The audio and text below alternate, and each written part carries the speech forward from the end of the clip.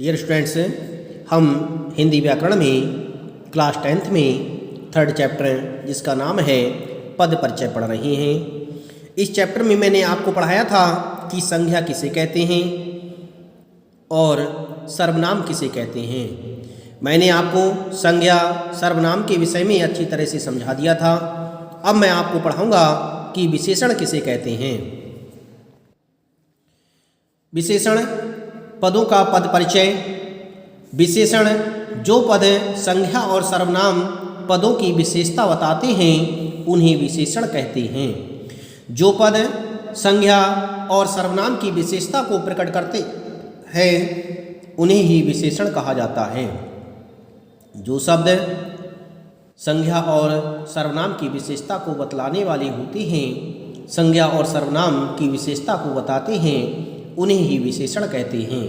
जैसे काला, लाल, अच्छा, बुरा, कुछ, कई, सुंदर आदि, यह सभी विशेषण के अंतर्गत आते हैं। यह सभी शब्द संज्ञा और सर्वनाम की विशेषता को प्रकट करते हैं, इसलिए यह शब्द विशेषण कहलाते हैं। विशेषण के निम्न भेद होते हैं। अब हम विशेषण के भेद पढ़ेंगे कि विशेषण के कौन कौन से भेद होते हैं। विशेषण के मुख्य रूप से दो भेद होते हैं।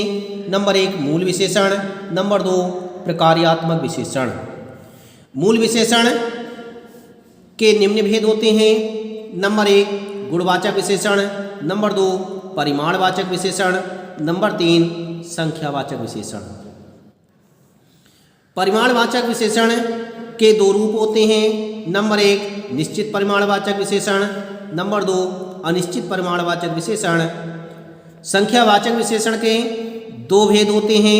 नंबर 1 निश्चित संख्यावाचक विशेषण, नंबर 2 अनिश्चित संख्यावाचक विशेषण। इसी तरह से प्रकार्यात्मक विशेषण 3 प्रकार के होते हैं। नंबर 1 सार्वनामिक विशेषण, नंबर 2 नामिक विशेषण, नंबर 3 क्रियार्थक विशेषण। हमने इस तरह से विशेषण के भेदों को पढ़ा कि विशेषण के कौन कौन से भेद होते हैं। अब हम पढ़ेंगे कि इन भेदों को किस तरह से हम समझें। इन सभी भेदों के लिए हम विभिन्न उदाहरणों के माध्यम से समझेंगे कि गुणवाचक विशेषण क्या होता है, परिमाणवाचक विशेषण क्या होता है, संख्यावाचक विशेषण क्या होता है, सार्वनामिक विशेषण क्या होता है, नामिक विशेषण किसे कहते हैं और क्रियार्थक विशेषण किसे कहते हैं। इसे अब हम विस्तार से समझेंगे। सबसे पहले हम पढ़ेंगे गुणवाचक विशेषण। गुणवाचक विशेषण उस विशेषण को कहते हैं जो संज्ञा और सर्वनाम के गुण का बोध कराते हैं। जैसे काला, नीला, अच्छा, बुरा, पतला, मोटा, ऊंचा, नीचा आदि, यह सभी शब्द संज्ञा और सर्वनाम के गुण का बोध कराएंगे। जैसे इसे हम उदाहरण के माध्यम से समझें तो उदाहरण है काला घोड़ा दौड़ रहा है। यदि हम इस उदाहरण को देखते हैं तो घोड़ा संज्ञा शब्द है। इस संज्ञा शब्द की विशेषता को बता रहा है काला शब्द, इसलिए यह काला शब्द गुणवाचक विशेषण होगा। इसे ही हम गुणवाचक विशेषण कहेंगे क्योंकि घोड़े के गुण का बोध करा रहा है कि उसका रंग काला है। इसी तरह से और उदाहरण है आसमान नीला है। नीला है आसमान, आसमान के नीले होने का बोध कराया जा रहा है, इसलिए नीला शब्द गुणवाचक विशेषण होगा। इसी तरह से इसमें और भी उदाहरण दिए गए हैं जिन्हें आप देख करके अच्छी तरह से समझ लें। अगला है परिमाणवाचक विशेषण। परिमाणवाचक विशेषण उस विशेषण को कहते हैं जिसमें नाप तौल का बोध कराया जा रहा हो। जो वस्तु नाप तौल का बोध कराती है, जो शब्द नाप तौल का बोध कराते हैं, वे शब्द परिमाणवाचक विशेषण कहलाते हैं। जैसे इसे हम दो रूपों में समझेंगे, निश्चित परिमाणवाचक विशेषण और अनिश्चित परिमाणवाचक विशेषण। निश्चित परिमाणवाचक विशेषण वे विशेषण कहलाएंगे जिनमें नापतोल की संख्या निश्चित की जा रही है। जैसे मुझे 4 किलो आम दीजिए। इसमें आम वस्तु का बोध कराया जा रहा है कि वह 4 किलो है। इस तरह से यहाँ पर एक निश्चित संख्या का बोध कराया जा रहा है। आम नापतोल की वस्तु है, इसीलिए यह परिमाणवाचक विशेषण कहलाएगा और यह निश्चित परिमाणवाचक विशेषण होगा। इसी तरह से और उदाहरण है, आप 1 पाव जलेबी लीजिए। यहाँ पर जलेबी की निश्चितता का बोध कराया जा रहा है कि वह 1 पाव है, इसलिए यह 1 पाव शब्द परिमाणवाचक निश्चित परिमाणवाचक विशेषण कहलाएगा। इसी तरह से दूसरा है अनिश्चित परिमाणवाचक विशेषण। अनिश्चित परिमाणवाचक विशेषण उस विशेषण को कहते हैं जिसमें नापतोल की वस्तु की संख्या को निश्चित ना किया जाए। जैसे मेरे पास बहुत धन है।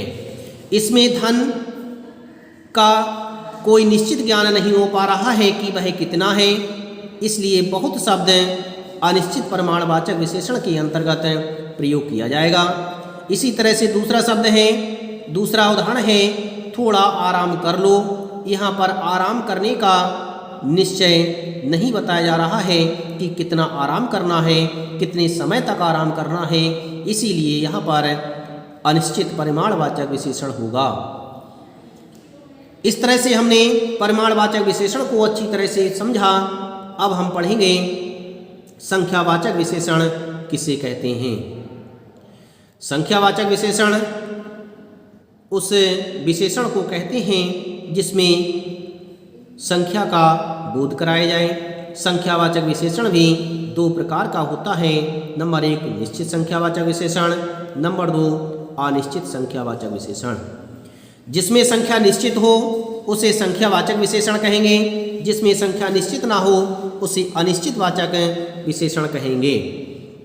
जैसे कक्षा में 35 छात्र हैं, इसमें 35 शब्द एक संख्या का निश्चित ज्ञान करा रहे हैं। छात्र संज्ञा है, संज्ञा का ज्ञान करा रहे हैं कि वो 35 हैं।